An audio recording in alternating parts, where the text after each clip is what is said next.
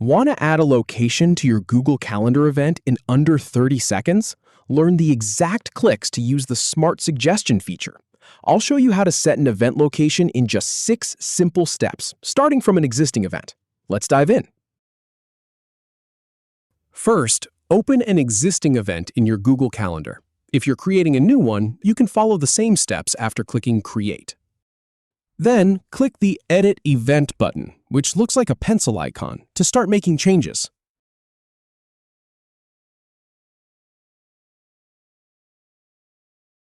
Enter the place.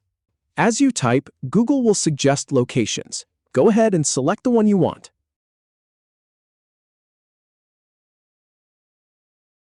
Once you've chosen the location, click Save to apply the change. Finally, click the event to confirm the location is set. If you have any feedback or if any info is inaccurate, please leave a comment below.